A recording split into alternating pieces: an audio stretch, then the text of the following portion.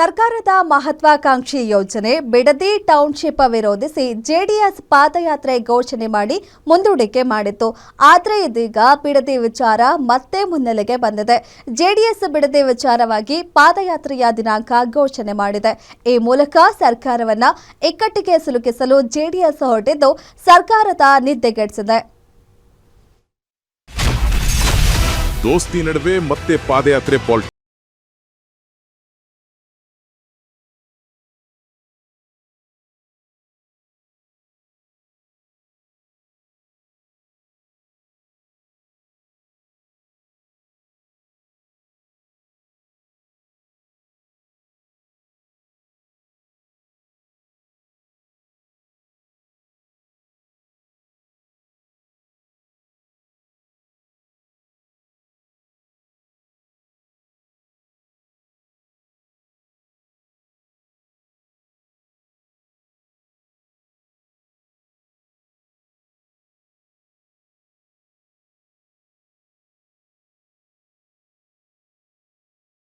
ದುಃಖದ ಹಿನ್ನೆಲೆಯಲ್ಲಿ ಪಾದಯಾತ್ರೆಯನ್ನ ಮುಂದೂಡಲಾಗಿತ್ತು.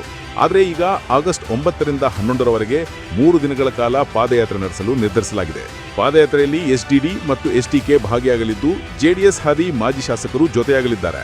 9, 10, 11 3 ದಿನಗಳ ಕಾಲ ಬೈರಮಂಗಲದಿಂದ ಫ್ರೀಡಂ ಪಾರ್ಕ್ವರೆಗೂ ರೈತರ ಜೊತೆಯಲ್ಲಿ ರೈತರು ಅನುಭವಿಸ್ತಾ ಇರತಕ್ಕಂಥ ಸಮಸ್ಯೆಗಳೇನಿದೆ ಅದನ್ನು ಪಾದಯಾತ್ರೆ ಮೂಲಕ ಸರ್ಕಾರಕ್ಕೆ ಬಿಸಿ ಮುಟ್ಟಿಸ್ತಕ್ಕಂಥ ಒಂದು ಪ್ರಯತ್ನವನ್ನು ಈ ಹಿಂದೆಯೂ ಕೂಡ ಬೈರಮಂಗಲದಲ್ಲಿ ಪಾದಯಾತ್ರೆಯನ್ನು ಮಾಡಿದ್ವಿ. ಈಗ ಬೆಂಗಳೂರವರೆಗೂ ಕೂಡ ಪಾದಯಾತ್ರೆಯನ್ನು ಅದನ್ನು ವಿಸ್ತರಣೆಗೊಳಿಸಬೇಕು ಅಂತಕ್ಕಂಥ ನಿರ್ಧಾರವನ್ನು ಹಿಂದೆಯೂ ಕೂಡ ಮಾಡಿದ್ವಿ.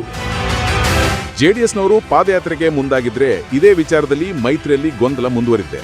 ಹಿಂದೆ ಮೋಡ ಪಾದಯಾತ್ರೆಯಲ್ಲೂ ಗೊಂದಲ ಜೋರಾಗಿತ್ತು. ಇಂದು ಪಾದಯಾತ್ರೆ ಹಾಗೂ ಸದನದ ತಯಾರಿಗೆ ಸಮನ್ವಯ ಸಭೆ ನಡೆಸುವುದಾಗಿ ಹೇಳಲಾಗಿತ್ತು. ಆದರೆ ಈ ಮಾಹಿತಿ ಕುಮಾರಸ್ವಾಮಿಗೆ ಗೊತ್ತಾಗಿರದಿದ್ದಕ್ಕೆ ದೆಹಲಿಗೆ ತಳ್ಳಿದ್ದಾರೆ.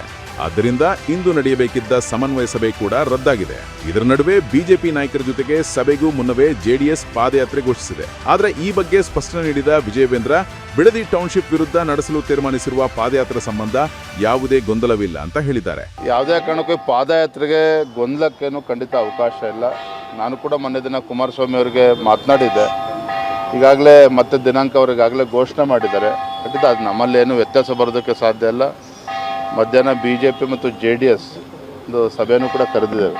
ಮೊನ್ನೆ ಕುಮಾರಸ್ವಾಮಿ ಅವರು ಇರ್ತಾರೆ, ನಮ್ಮ ಕಡೆಯಿಂದ ವಿಪಕ್ಷ ನಾಯಕರುಗಳು ಕೂಡ ಇರ್ತಾರೆ.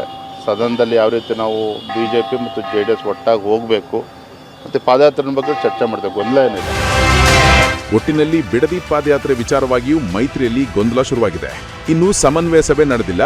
ಪಾದಯಾತ್ರೆಯಲ್ಲಿ ಸಮನ್ವಯ ಸಾಧಿಸ್ತಾರಾ ನೋಡಬೇಕು. Durgesh Nayak, political bureau, guarantee news, Bengaluru.